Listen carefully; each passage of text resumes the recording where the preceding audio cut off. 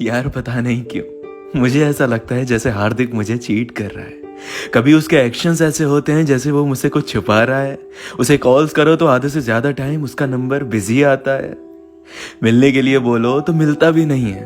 दुनिया जहान के लोगों से मिलेगा पर मुझसे मिलने की बात आती है तो उसकी मीटिंग्स आती रहती हैं। समझ नहीं आता क्या करूं।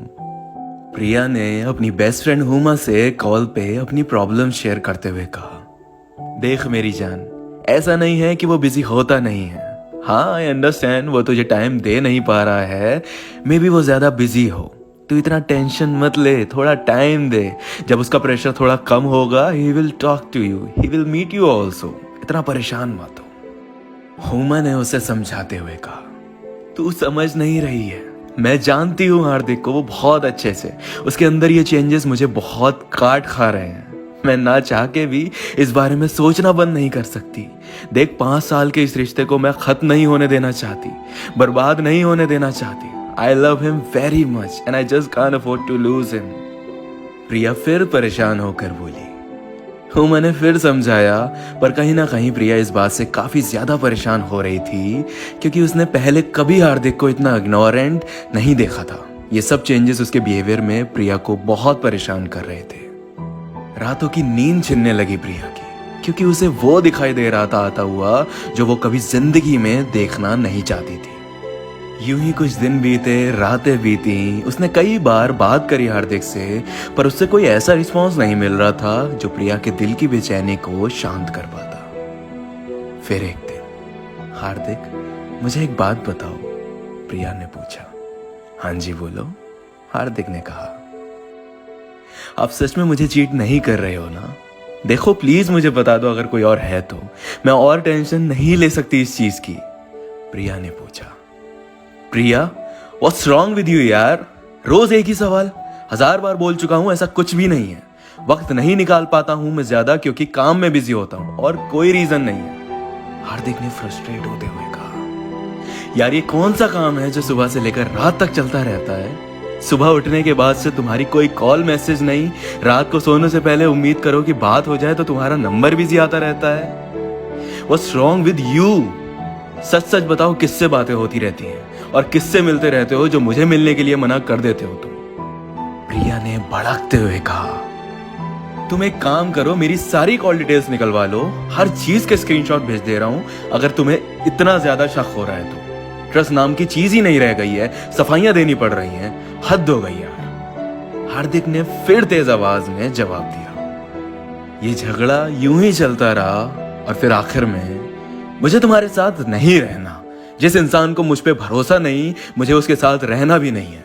मैं इतनी टेंशन लेके नहीं चल सकता, मुझे मेरा करियर बनाना है, अपने आप को स्टेब्लिश करना है। हार्दिक ने इतना कहते ही फोन रख दिया।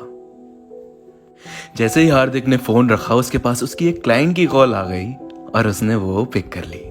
प्रिया ने वापस कॉल की तो उसका नंबर बिजी आता रहा। प्रिया का शक यकीन में बदलने लगा। उसे लगा कि हार्दिक को ब्रेकअप करना था, इसलिए उसने इस फाइट को एक्सक्यूज बना के ब्रेकअप किया और फोन काटते ही अब उसका नंबर बिजी आ रहा था और वो कॉल भी पिक नहीं कर रहा था। मतलब जिसके लिए चीट कर रहा है ये कॉल भी उसी की है। जैसे ही प्रिया को ये रियलाइज हुआ वो बुरी तरह रोने लगी। एक वक्त आया जब हार्दिक ने कॉल बैक किया। कॉल पिक करते ही प्रिया ने रोते रोते पूछा, किससे बात कर रहे थे? एक क्लाइंट थी, हार्दिक ने रिप्लाई किया। इतना सुनते ही प्रिया ने कॉल रख दिया। उसे ये महसूस हो चुका था कि हार्दिक उसे धोखा दे रहा है। ये क्लाइंट्स बोल के अपनी गर्लफ्रेंड से ही बात करता है और यहाँ क्लाइंट्स लाइंस करता है। प्रिया पूरी तरह टूट गई थी ये सब देखकर। हार्दिक ने दोबारा फोन नहीं उठाया। प्रिया का रो रो के बुरा हाल हो रहा था क्योंकि उसके मन में 1000 सवाल थे जिसका जवाब सिर्फ हार्दिक ही दे सकता था। लेकिन फिर भी हार्दिक ने कोई रिस्पॉन्स नहीं दिया। प्रिया ने हुमा से सब कुछ शेयर किया और हुमा को भी इस बात पर यकीन होने लगा कि कहीं सच में हार्दिक चीट तो नहीं कर रहा। हुमा ने बहुत संभाला प्रिया को और उसको ये भी समझाने की कोशिश करी कि हो सकता है उसे गलतफहमी हो रही हो, लेकिन प्रिया कैसे इस सब को एक गलतफहमी मान ले। जो बंदा लड़ाई को बिना सॉल्व करे सोता नहीं था, उसने रात भर बात तक नहीं की, रात भर तड़पता छोड़ दिया।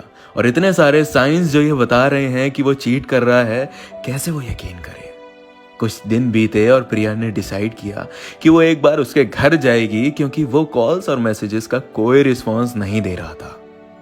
अगली सुबह प्रिया हार्दिक के घर के लिए निकली। मन में हजारों सवाल लिए, अजीबोगरीब ख्याल लिए, वो उसके दरवाजे पर पहुंची। प्रिया ने डोर बेल बजाई। किसी ने दरवाजा खोला। जो शख्स था वो हार्दिक की बहन शुभी थी। वो प्रिया को पहले से जानती थी और उसे देखकर काफी खुश हुई। वो प्रिया को अंदर लेकर गई। हार्दिक कहाँ है? क्या मैं उससे मिल सकती हूँ?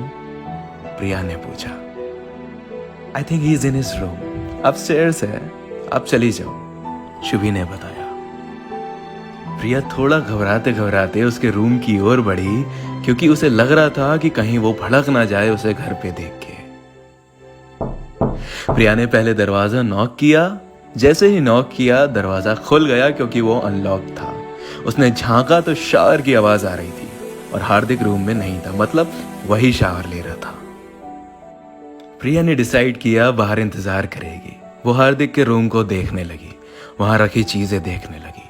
उसकी नजर कई अनजान चीजों पर पड़ी। फिर उसकी नजरें एक टेडी बेयर पर आकर टिकी, जिसपे लव यू लिखा हुआ था, और ऐसा टेडी बेयर उसने कभी हार्दिक को नहीं दिया। जैसे ही वो उसको देखने के लिए आगे बढ़ी, हार्दिक के फोन पे एक नोटिफिकेशन आई। हार्दिक के फोन का एक्सेस प्रिया के पास भी था। उसने फोन अनलॉक किया। फोन अनलॉक्ड होते ही प्रिया ने मैसेज पढ़ा। वो मैसेज पढ़ते ही प्रिया के होश उड़ गए। उसकी आंखें नम हो गईं, जैसे उसके दिल को धक्का लगा हो। उसमें लिखा था,